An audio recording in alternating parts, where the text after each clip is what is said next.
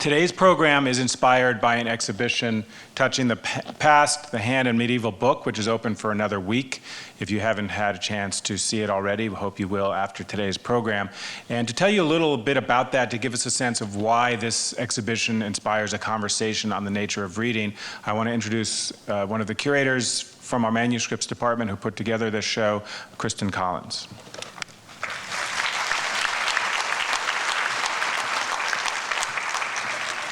Hi there, and welcome, and thank you for joining us on this afternoon. Manuscript specialists are, by their very nature, a very handsy people. And we tend to be intrigued by the haptic, touchable, tangible aspects of the book. And let me see here.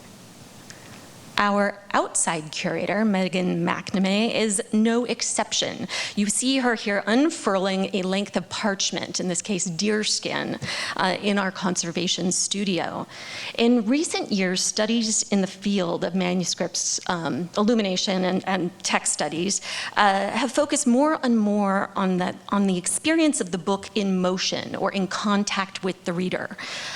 Members of our department all have particular research interests relating to the physicality of the book. But until Dr. McNamee entered our department as a grad intern 2 years ago, no one had proposed to do an exhibition specifically around the theme of the interaction with the hand and the book. The resulting exhibition is thoughtful and engaging, and I encourage you all to visit the Manuscript Gallery after today's program to see and to tempt you. I am just going to gallop you quickly through a few slides showing you some of the elements of the exhibition. Oh, and I should say, the exhibition is organized in 3 parts, and underscoring the theme of the show, the 3 sections all incorporate the Latin word for hand, manus. So we have manufacture, manipulation, and manus, a section that deals with gesture. So the first section, manufacture, focuses on the intensely physical process of making medieval manuscripts. On screen, you see 2 objects that demonstrate the preparation of the pages for medieval books. We have a gospel book from an Armenian gospel book that is actually one of the few works on paper in our exhibition, where you have the scribes at top with their ink pots, and at the bottom their assistants are pumicing the paper to achieve the desired smoothness for writing and illumination. And we also have, if you enter our gallery, a goat skin on a stretcher showing the way that the parchment supports for medieval pages were prepared. We also have an image of the evangelist Mark, who is holding the tools. He's basically being shown in the aspect of a medieval scribe. He is at work. He holds his feather quill and the knife used to scrape away mistakes or to sharpen the quill. This is our most recent acquisition in the Department of Manuscripts, and it's something we're really excited about.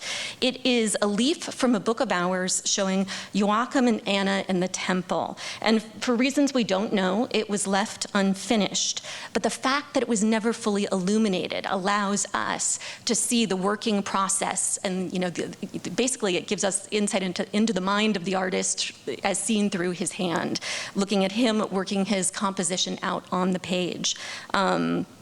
And we really do gain a rare insight into the iterative process of making these works. So the second section, manipulation, it basically explores how these objects, which are now particularly at the Getty, placed in vitrines, separated from the touch of our public, were accessed by the hand, and even in certain instances meant to be carried on the body. And I show you right here what looks like a sack that is being carried by Elizabeth in this image of the Visitation is actually a book, and you can see the little clasp, the little gold clasp in the book. This was a chemise binding, kind of a textile wrapper that was wrapped around the book and could be looped through the belt so that you could actually be wearing your book, carrying it about you at all times. And chemise bindings are incredibly hard to come by, but we were lucky enough to borrow this object. It's a brass case, and inside it is a folded calendar, a liturgical calendar with lists of saints' days. And this would similarly have been worn over a hook on your belt. So again, one of these wearable books. And you know, we love to talk about it, but sometimes what happened through touch was not always a positive experience. The manuscripts often suffered through close contact with the reader, and this was a missal that that contains the prayers and chants to be said by the priest during the Mass. And the smudged and worn surface of the illumination shows you the touches of, or the traces of touching or potentially kissing that occurred you know, by the clerics during the Mass. And then we have here an image of a sort of destructive iconoclasm. Saint Veronica was decommissioned at a certain point in the 16th century. And so when she was removed from the canon of the saints, her golden halo was clipped away. They retained the image, but you can see this cutout allowing you to see the text on the other page. And then, we have missing images that basically demonstrate the importance of gesture in the Middle Ages. So I'm just going to have to improvise up here. Here we have when, in very legalistic senses, and we have both of them. We have the pledging of homage and a marriage ceremony where the intermingling of hands was a way of sealing an oath, and something that continues into ceremonies today. And then our final image from the show, in this section on gesture, I mean, this section really talks about the visual language of gesture in books, so how the hand speaks.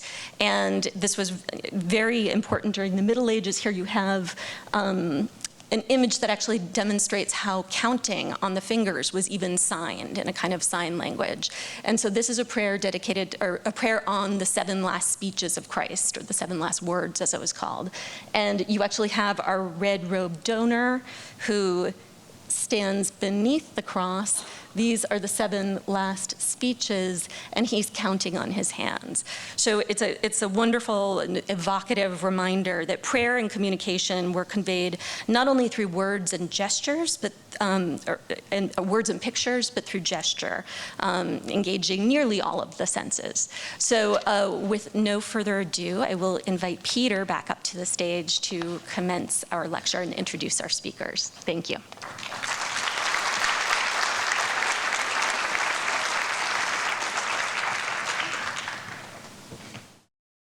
Okay, so quick confession and piece of information before I introduce our speakers.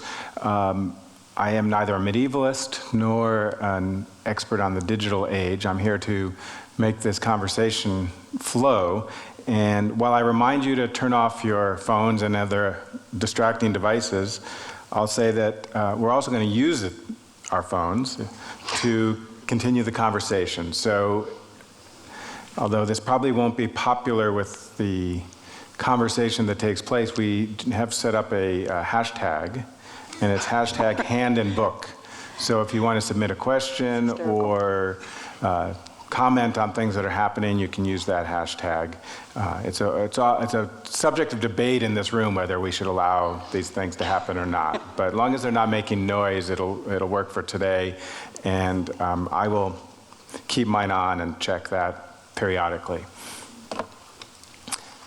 I'm very pleased to welcome our speakers. I'm going to start with Kathryn, or Kate Rudy, to my left, who is a senior lecturer at the University of St. Andrews in Scotland, but who we're very pleased to welcome as of 3 days ago, here to the Getty, where she'll be spending the next 9 months as a scholar at the Research Institute. She received her PhD in art history at Columbia University, and she's done and continues to do very interesting work on the reception and function of medieval manuscripts. And I wanted to let her have the first word on this, not only because of her research being so directly related to our exhibition, but historically it's a good starting point to go back to the Middle Ages, before the printing press, and ask Kate to give us some insight into the world of a medieval reader and his or her relationship to books. So a big question for a brief answer, but that's our starting point.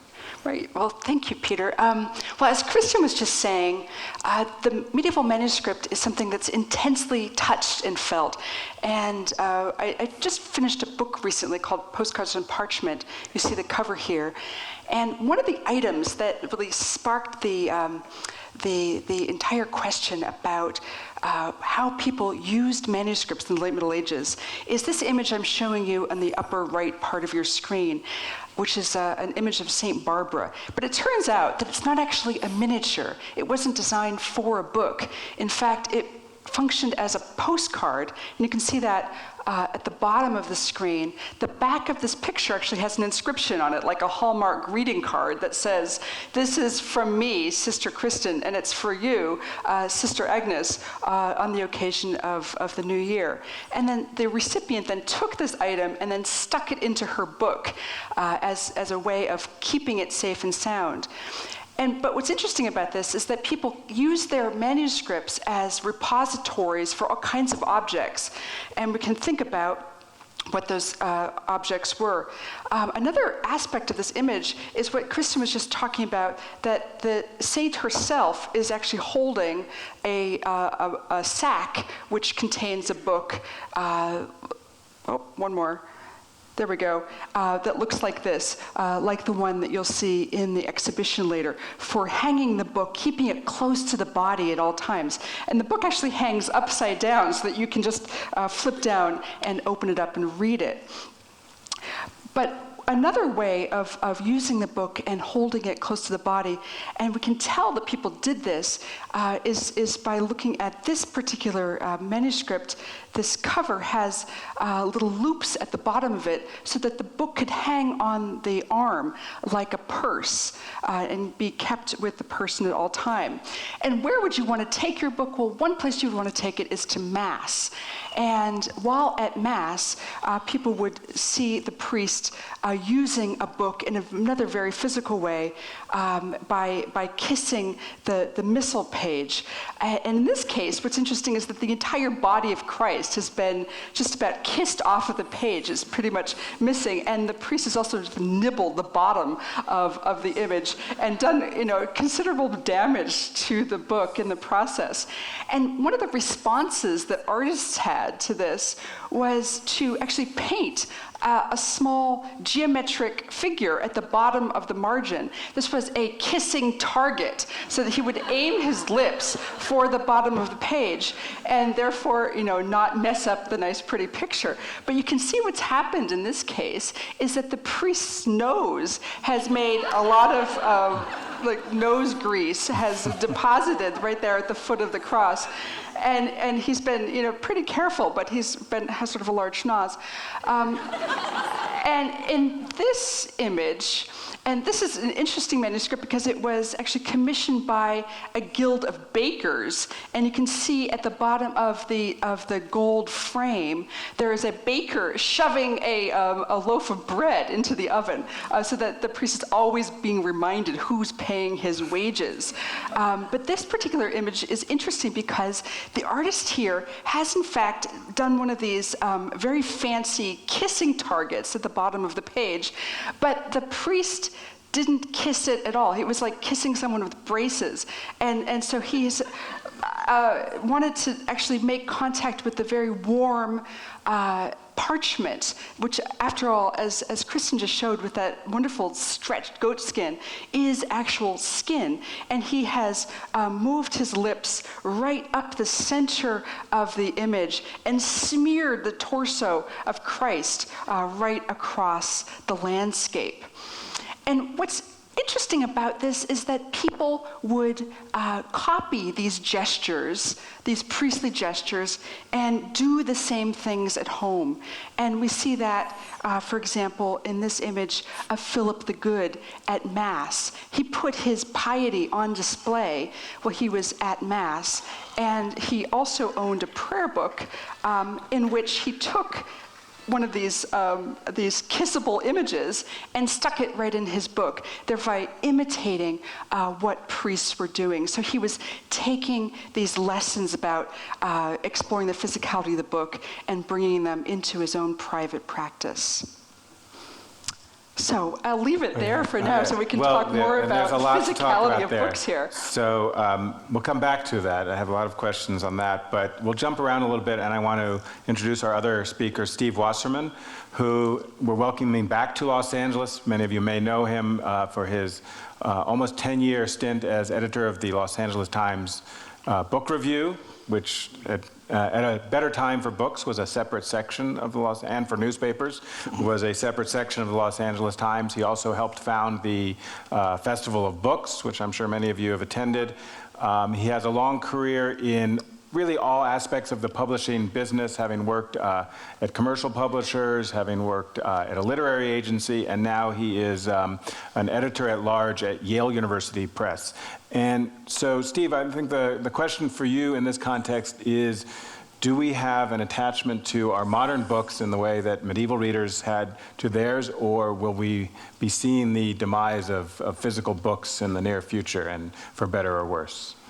Well, I'm tempted to say that since we're having this conversation in a museum, that's the first sign of the disappearance of the form itself. To the extent that curators and collectors are now the custodians of objects which are regarded as scarce and under siege, is probably proportionate to the threat, the existential threat that faces them. This little gathering is called, I think was the future of the book. Now, if there's one thing that I do know, is that it's very dangerous to predict the future. It's very hard to know the future. Few of us will live long enough to determine whether our prognostications or expectations were right. It's hard enough to even know the past. I mean, my colleague here is engaged in a great project of forensic, almost criminological investigation, scraping the grime off these smudgy, illuminated manuscripts to determine the relation that people had to them. What I can speak of, really, as a member of, I think, a vanishing species, is my own attachment to the book as a form, which is similar to that which many people who've been devoted to books have long had, which is a tactile relationship, which is very meaningful. Someone once said that melancholy is reading's muse. And there is a sense in which, as you absorb the letters and as the sentences unspool or unscrolled, or as you imbibe them, each sentence disappears into yourself, and the alchemy or alloy that is compounded by what you bring to it and the way you receive it is in some ways an ineluctable and elusive quality which carries with it a near spiritual charge. And it's something that's very precious. I find it very hard to imagine living in a world in which these physical objects will disappear. But we do see, along with the physical disappearance of bookstores, which has been dramatic, with the digital tsunami that is sweeping everything before it, large questions have arisen. These are age-old questions in terms of process. I mean, with every new technology vanquishing former technologies, something is lost and something is gained. The degree to which people in antiquity used to memorize, I'm sure that when the scrolls emerged, there were people who bemoaned the disappearance of the Homeric oral traditions and felt that something very special was being lost now that people didn't have to actually memorize texts, but could refer to them. Of course, the advent of the codex and of the printing of Gutenberg advanced and spread knowledge terrifically. What we do know, I think, is by now almost a commonplace, which is that certain arts of reading, of particular kinds of reading, let us say of what one might call serious reading of long-form narrative, sustained argument, and all the skills that are needed to be able to do that, are certainly under siege in an ever accelerating world in which the sheer velocity of image and the onslaught of knowledge seems to provide an ever louder noise in our world. And the solitude and space that's necessary to carve out the intimacy that book learning used to provide is ever scarcer. So that we live in a paradoxical moment. On the one hand, access to almost everything is at the hands of almost everybody with an outlet and steady electricity, but at the same moment, people's attention spans seem ever shorter, the retention of things seems diminished, and our ability to carve out the space where actual reflection and wisdom might take place has been dramatically eroded by almost every measure. So the avatars of the new world that is rushing upon us are quick to point out the many advantages they see, and on the other hand, the dystopians among us are fearful of what this may mean. And as for myself, what can I say? Like many of you, I suppose, on Monday, Wednesdays, and Fridays, I think it's all going to be great. On Tuesdays and Thursdays, I think it's a bloody nightmare. And on the weekends, I torture myself with doubts, which is how I know I'm an intellectual. Steve, I've seen repeatedly, I think including in an essay you wrote, that ebook sales are much stronger for a certain type of books, and usually the implication is a kind of lowbrow literature. And I wonder if that's just the prejudice of people writing about these things, or is there some real evidence that a less focused, sustained kind of reading takes place, or it seems to be more popular, a less attentive reading is more popular on e-readers? What we do know, we do have statistics on these things, and of course, they're looked at very carefully by publishers, and they're looked at very carefully by Amazon, which is largely the chief custodian of these things, since Amazon is the place which now provides about 2/3 of every ebook that is bought, which that's a whole separate conversation. There are certain genres that seem to have a more popular response. Romance novels, for instance, are sort of the leading contender. Much lower down on the food chain are works of history. People who read history seem still to want to possess it physically. Right. They want to put it on shelves. They want to be able to touch it in a way that there is something ephemeral about the e-reader.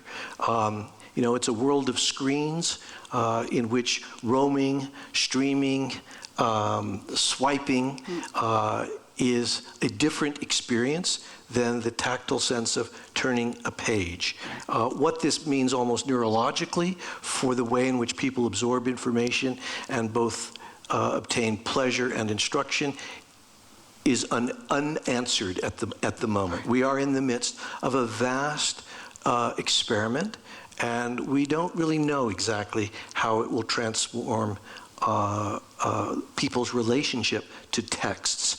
But for some of us, the absorption or the pleasures to be had by the ease of access afforded by screens is akin to the scene in Antonioni's movie The Eclipse, where the two characters kiss through a pane of glass. Not exactly the real thing. Right.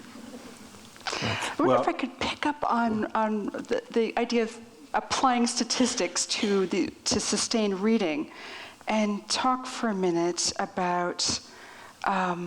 about how people exactly. I'll get back to these in a minute, but sorry, this is that with a manuscript, one of the features of a manuscript is that it's on parchment, and parchment is like skin in that it has pores and that they can get very dirty when you touch the book over and over again. But I'm sure that all of you have books that are well thumbed and well loved, and you can see that certain pages are torn or very used. And in this manuscript I'm showing you, you see that somebody's left these cumulative signs of wear down in the lower corner, suggesting that this is a manuscript that has been chewed on, really delved into over a long period of time. So I thought about how can we think about a medieval manuscript in terms of the dirt that people have left in it. So these are 6 openings from a single manuscript, and you can see that each of the openings has some dirt. The one at the top left is sort of dirty, and the one at the top right is not very dirty at all. But how do you take words like a little dirty and really quite filthy, how do you take those and apply numbers to them? So what I did is I got a machine called a densitometer that measures the optical density of a reflecting surface, and zeroed the scale at the top left corner, and then took a dirt-o-meter reading from the juiciest part of the thumbprint down at the lower corner, and then entered these data into a spreadsheet, and could see with a graph exactly which parts of the book people were spending time reading. And you could actually just measure that time by measuring the area under the curve, as it were. And you can even see that in this book of hours, which has readings to be read from morning at various canonical hours until late at night, that what we're seeing here is that the person really liked the Hours of the Virgin, but wasn't so keen on the Hours of the Cross. And furthermore, that the end of the Hours of the Virgin, we get this big drop off. This is the text that you would read about 10 o'clock at night. And so what we're seeing is that this person actually fell asleep before achieving the end of this text about a third of the time. Now, of course, you might fear that with the advent of purely digital data, that all of this and all of the presumed knowledge that could be extracted from such close examination of, as you rightly say, the dirt of the book, would be gone.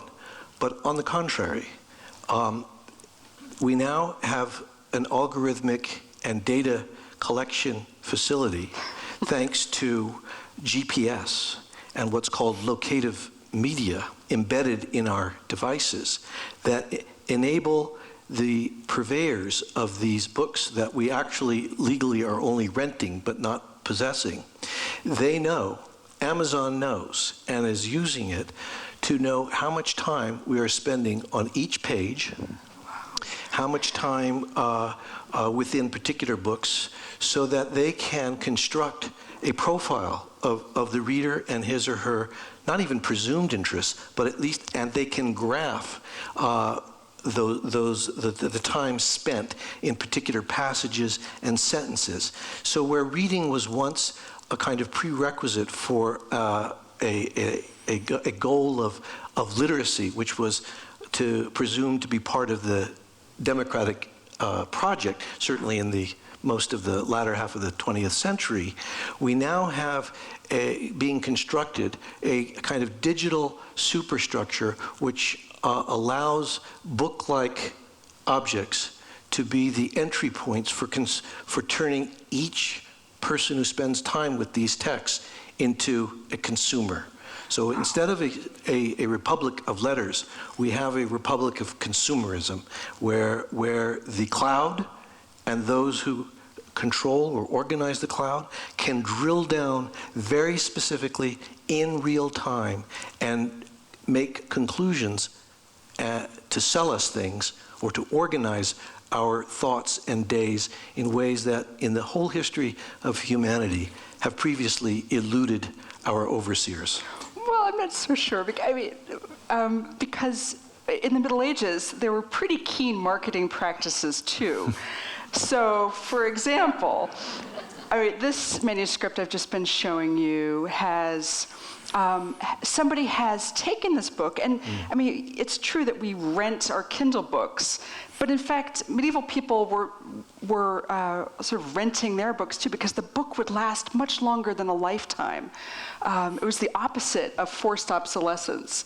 So you would either pass it on to the next generation, or there was a swift trade in used books as well. And in this particular case, this area at the end of the book was added by a later user, And what it contains is all of the prayers that you would need to get out of purgatory. So this is the most popular thing. And so marketers were sort of cognizant of this and would add the sections. So you can see that the main part of the book, represented by the image on the left, is the original part, and then the added components, such as the image on the right. And these are all the texts that would help you get out of the jaws of purgatory. Like these images show angels lifting souls out of the fiery pits of hell. And in this particular manuscript, the texts that have the highest peaks, that were the most read, are in fact these texts at the end that would help you get out. So we have some keen marketers there too. I want to throw a little skepticism into both measures in a sense. I think about my fingers on a page. They're usually there because I anticipate turning that page sooner rather than later. And so what might have more dirt might actually be a page that I'm less interested in. Just as the statistics that are gathered from digital readership, we don't know if someone puts their tablet down to go answer the phone or check the breakfast or something like that, and it stays on the page. But it reminds me that it seems as though ebooks are being a magnet for all concerns we have about the digital age. So a lot of the criticism I see about ebooks, and I've never read an ebook, have to do with the distractions that appear, the marketing, the issues of surveillance, all really important issues. But it seems to me one can read a text on a screen apart from all of those things. So I can download a PDF that someone scans to me, and someone may or may not be surveying what I'm doing, but I can turn off the email alerts and all those other things and have a text on a screen. So is there something, Steve hit on something important about our relationship to the physical book, but is there something inherently different about the digital reading experience other than the loss of artifact? Do you want to take that?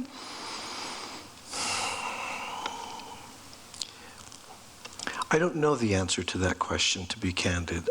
One has one's prejudices, and in trying to think through the challenge of understanding what an accurate answer would be, it requires more information than I think we presently have, having to do, you'd have to, do we know if, and do we have any reliable way of ascertaining if the information derived from previous reading experiences in older forms that have now been eclipsed by subsequent forms have really changed the way we think, or the way our species absorbs and processes that information? Some people think yes. We were talking a little bit earlier backstage. Were the thoughts of the Enlightenment or of our founders in some way deepened or in part formed by the very instruments they used to set them down? So, for example, when there was the quill and there was the parchment, and the process by which you laboriously put the quill to fill it and then had to scratch it out, was in the pause between the moment of filling the quill and scratching it out, was that the pause that refreshes? Was that the pause that enabled people to think more deeply before they set it down, because they had to organize their thoughts more rigorously than we do now, where the computer encourages a certain ease and makes it aesthetically look so beautiful and organizes it in a way that reproduces the look of the printed page, so that even the most ephemeral or half-baked thought carries with it, in its sheer aesthetic appearance, a kind of authority that previous and older forms bestowed, but which are unwarranted and undeserved today. In other words, have the very forms that have permitted us to exercise these means actually enfeebled thought by accelerating the means by which they can be expressed and by displaying them so beautifully. In other words, do those thoughts have an undeserved authority? And Steve, you mentioned that there's a general sentiment and action on the faculty at Yale prohibiting the use of laptops and similar devices for note-taking for this very reason. Yes, some colleges and some professors prohibit the note-taking on computers and insist that the computers be closed because, call them old-fashioned if you will, they deeply believe that certain kinds of information can best be absorbed, as it were, through the fingertips. And it reminds me of, and you can speak to this best, I mean, the old medieval technique of copying. Yeah. Literally copying seems to me a way of imparting even knowledge by baking it essentially into the DNA in a way that our current forms tend to neglect and don't encourage. I think you touched upon something very important about the materiality. What is it about the materiality of the book that might be able to convey a metaphor that another material doesn't? And I think that, I mean, one of the features of the codex as a form is that it's roughly equivalent with the hegemony of the Christian church from the 4th century to the 16th century, and that this metaphor of the word as flesh really drives some of how people handle and use books. And you can see that in Philip the Good's manuscript, in which he collected images of the face of Christ, pasted them into his book, and then proceeded to kiss the images down to the point where all the paint was either licked off or the faces were so darkened that they were smudged off. And he might have even scraped with something sharp the image that's at the center because people might collect the dust and then drink it, literally imbibing it, as you were saying before. And then the final image over there on the right is probably the final one that he inserted into the book before he died. So we get this history of his relationship with this image of the face of Christ over and over again over a period of time in his book.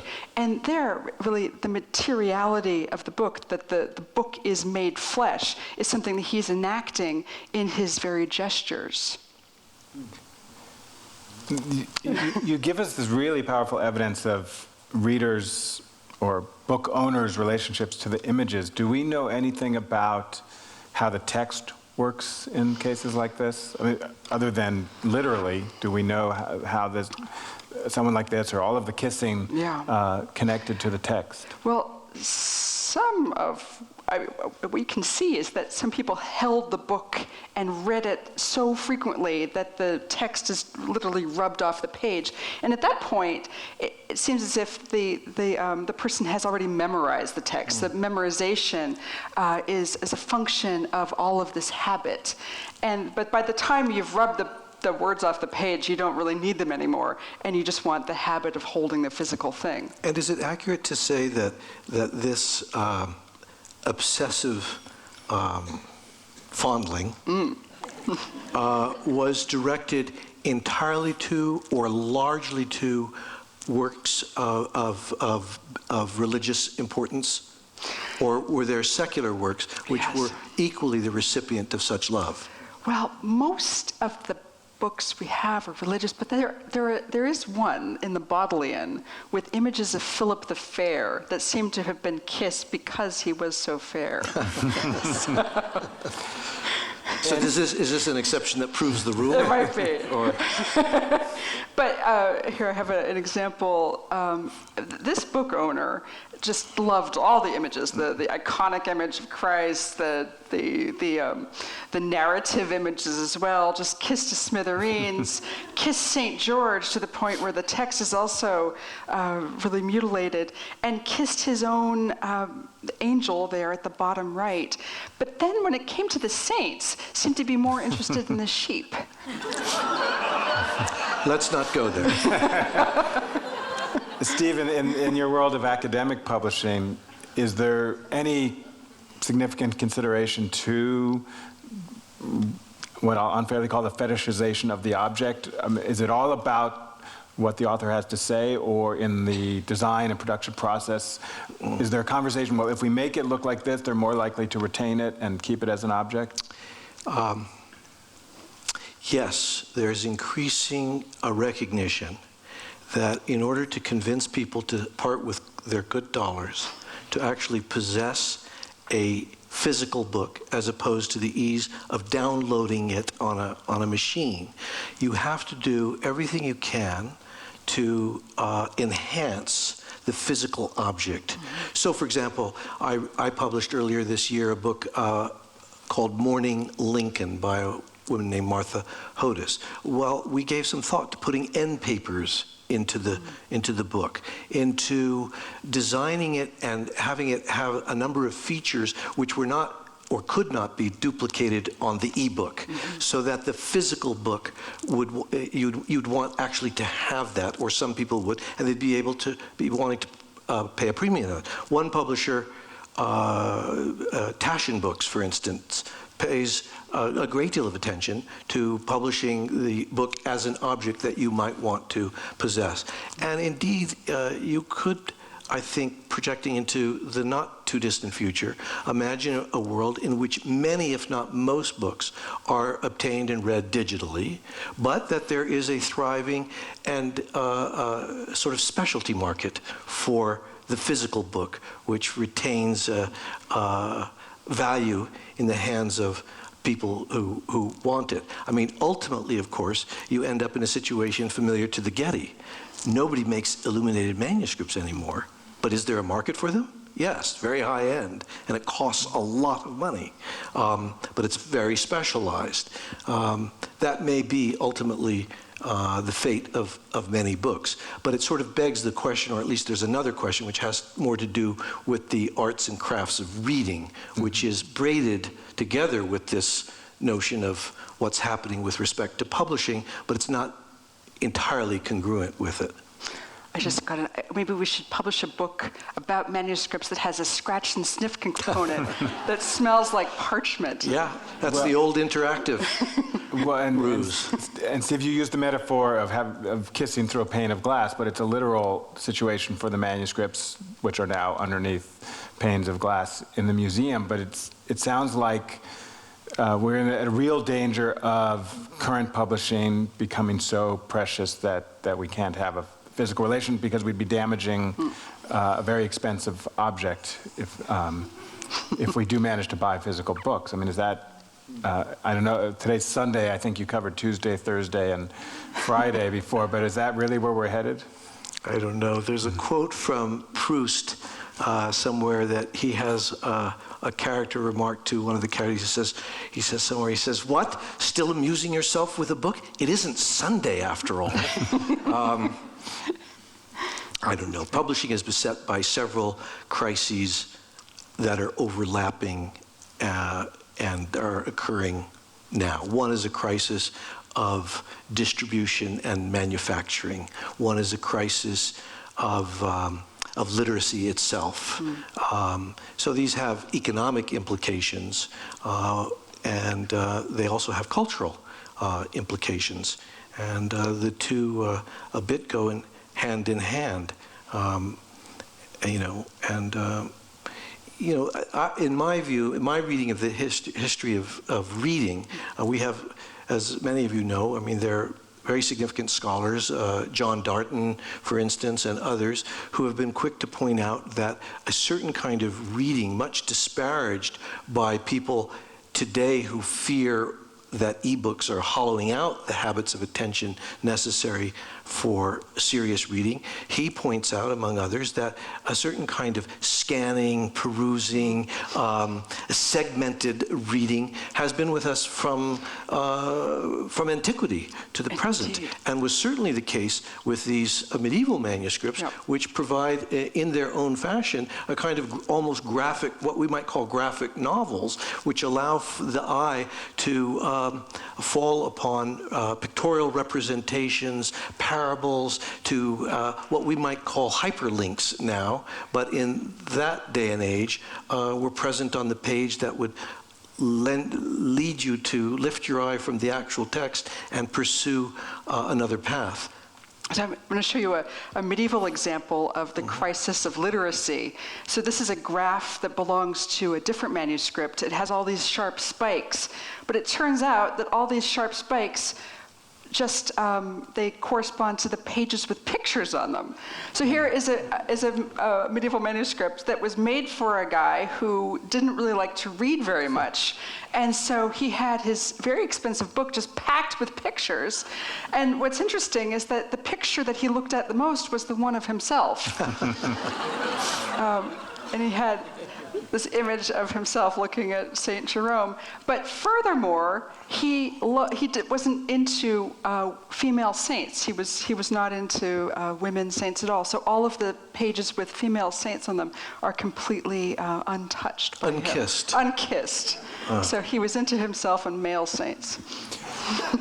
And Steve, you bring up Robert Darnton, who is an historian. He's head of the Harvard Libraries, and keeping that in perspective, there are over 75 libraries at Harvard.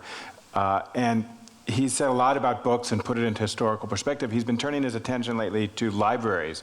And it brings me back to something that you both touched on early on, was we also need contexts for reading. So if our attention spans are shorter, how do we find the place of solitude where we can have a deep connection with the books?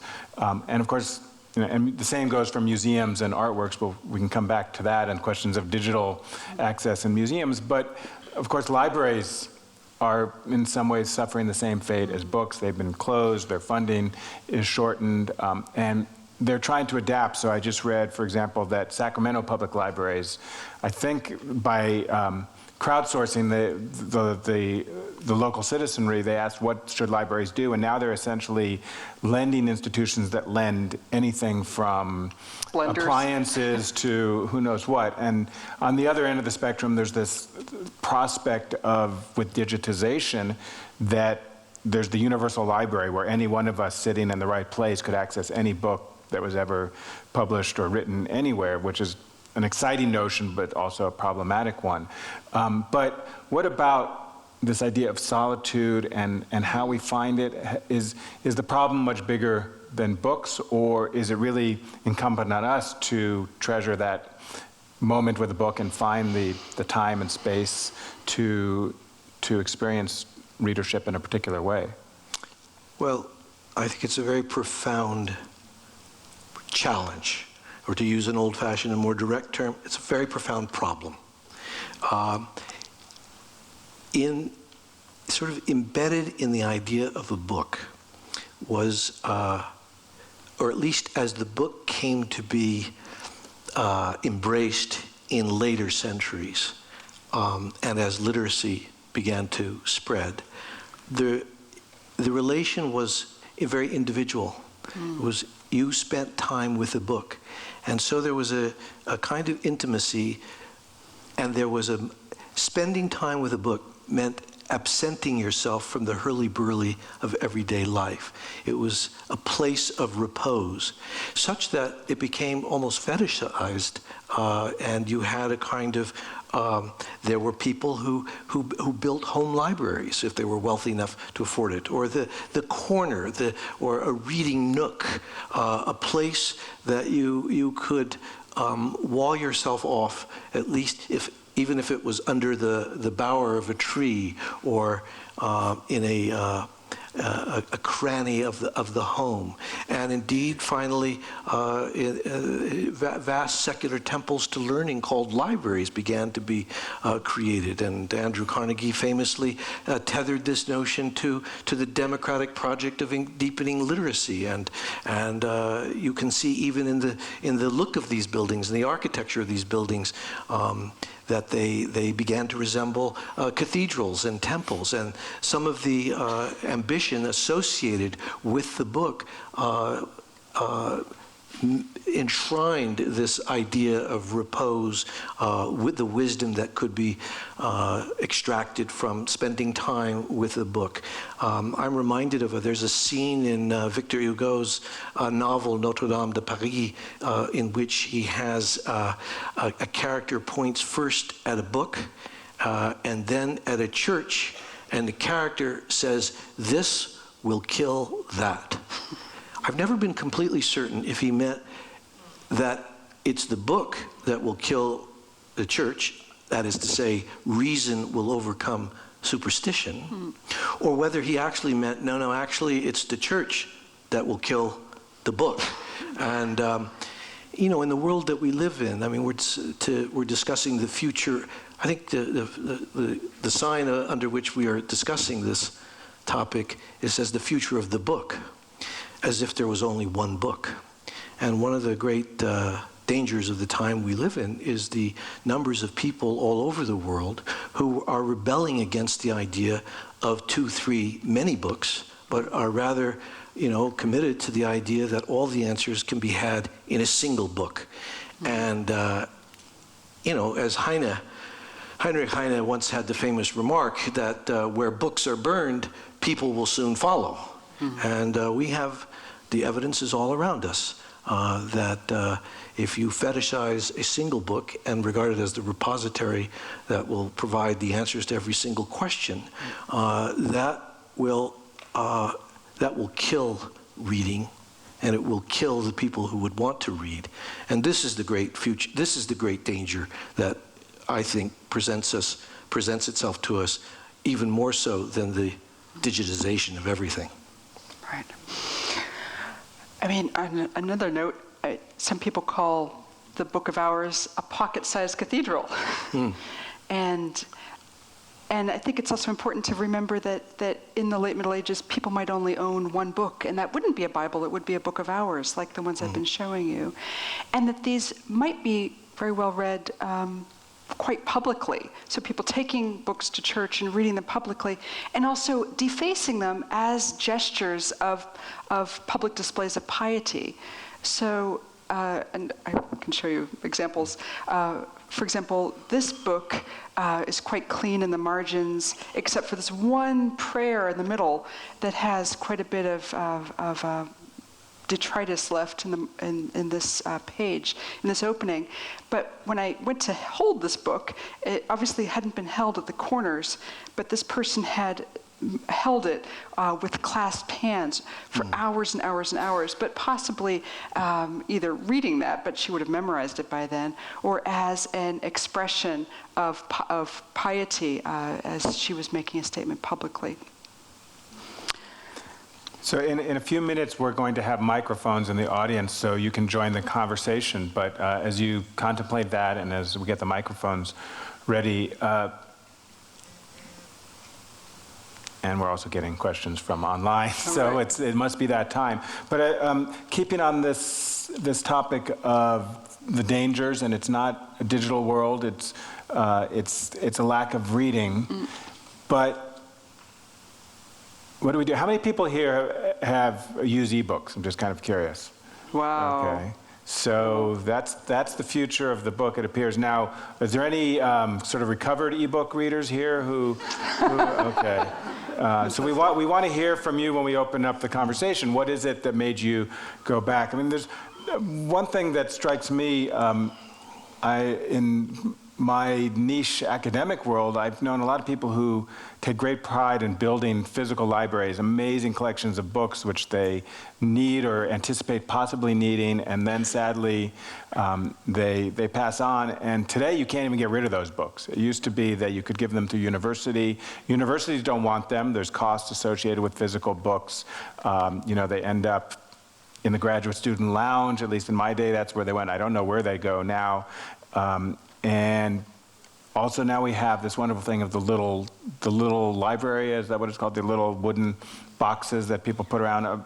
So what is the kind of commerce in physical books in this sense of the used book? Do they get passed on? Is that the enemy of publishing? Particularly because I think academic books can have this kind of afterlife. That's a sort of spray of questions, but is there any anecdotal comments you want to add to that? I live in Scotland, and of course, all the red phone boxes are also obsolete. And so a lot of villages have taken their red phone boxes and turned them into libraries. You could take your books there and donate them, pick them up. Yeah. I don't know. If I should be so hapless and unfortunate as never to read another book again in my life, and as long as I'm not blinded, just to look at the tapestry of their colors, the spines of the books, in the thousands that I have read, just to look at that tapestry gives me ideas, quite literally, as a matter of fact, because if I were to have all of those books placed in an invisible library on some Kindle, terrific in one respect, but in another, I can't see them. Right. And I can't touch them. And for me, maybe this is only the lament of, someone who is being airbrushed out of the picture. Well, but no, for me, it's a source of melancholy pleasure, I have to say. But the question you raise is a serious one. Well, and it's partly to do with real estate. I mean, it's all location, location, location. Right. Well, and it's also, I think it's much more than melancholy or nostalgia. We were talking about earlier, it's also issues of memory and recall, and those are big questions for someone to answer in the future, whether the digital age is affecting our memory. There's some people who have the audacity to already claim that the title of one essay, Google is making us stupid. But we were mentioning earlier, I certainly am the type of person who I can remember very clearly that something I want to recover, cite, look at again is in the orange book that's taller than the ones next to it. And even though you will see very frequently in commentaries on digital books that even people who don't like them, they praise the possibility of the search function. If you don't know what to search for, you can't find it. But if you know that it's in a tall orange book, you can find it. So there's something very important, at least the way our brains still work today, in their relationship to the physical object. In a sense, I mean, that's the function of all the decoration that we see in medieval manuscripts. It's all about orienting the reader in the book. So that this reader in particular can find the page with the blue margin and find that over and over again. It's locatability, which is really lacking, I think, in Kindles. Yeah, I often feel when I'm searching the internet that I'm something like a coal miner who has upon his head, been affixed to his head, an extraordinarily powerful lamp, which illuminates very powerfully in a beam the way forward. But I have no idea to the side of me whether I'm in a deep ravine or I'm on a high plateau. And so the great goddess of serendipity is not as present as perhaps she was when I was an undergraduate in Berkeley and I went into Doe Library stacks thinking I was researching one thing, and then for wholly mysterious reasons my eye fell upon some blue-backed volume on another ledge, and I reach up and pull it down, and one of several things may happen. One, it's exactly not what I'm looking for, so I put it back. Or it is, amazingly, exactly what I'm looking for, but didn't know it was there. Or best, exactly what I wasn't looking for, but is so extraordinarily interesting, it takes me in a more fruitful direction. So in part, I feel as if the internet, for all its pluses, it directs you if you are able to ask the question, and yes, you can wander around in a kind of maze, but there's something about it that hollows out what Keats called the silvery maze of enchantment. And those enchantments seem to be to me more present up to a point in the older ways of doing things than the more industrialized acceleration provided by the search mechanisms of the digital age.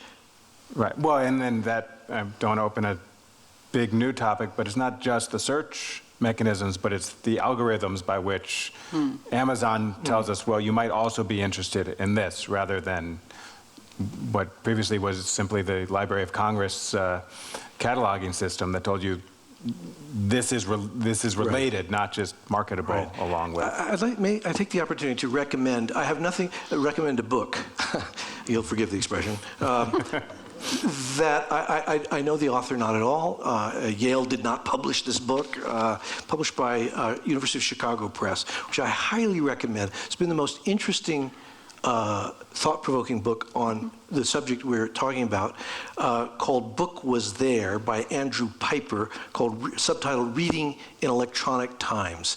And he has a short but profound book which explores a lot of what we're talking about. He has, at one point, he writes in his book that reading has become, horrible phrase he writes, he says, reading has become a punctuated engagement with algorithmic process.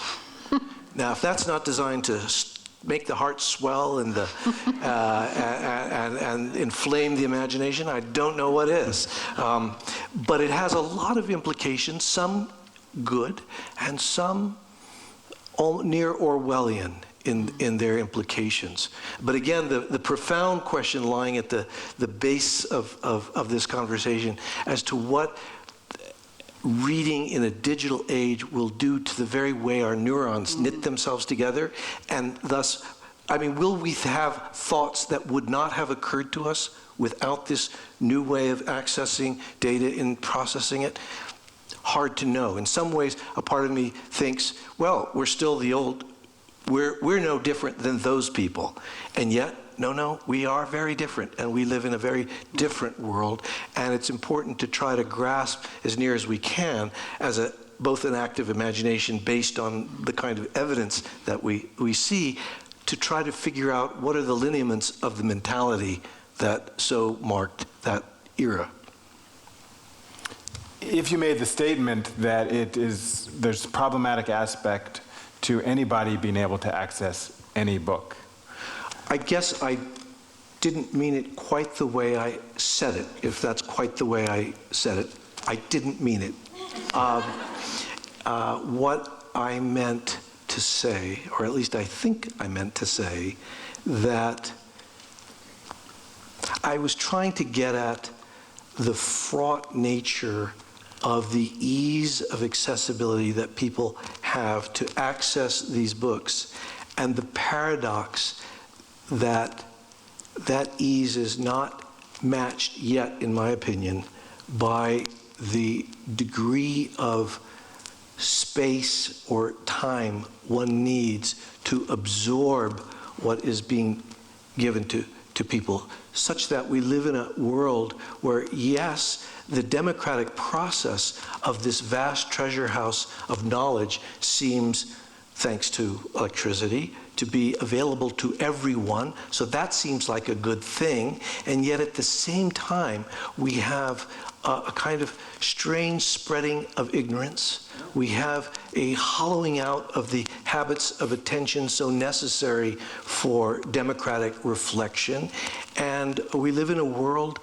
in which, as I tried to suggest earlier, there is a resurgence of almost a pre-modern pushback against the idea of so much abundance of knowledge in favor of an older idea that all the answers can be contained in a single book, not in a world which gives everyone the right to access every single book.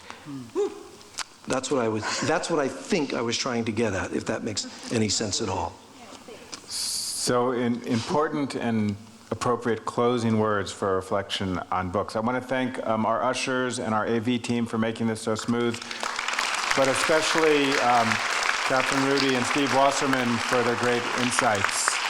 The museum is open until 5:30 if you want to go look at some of the manuscripts we were mentioning. Thanks for coming.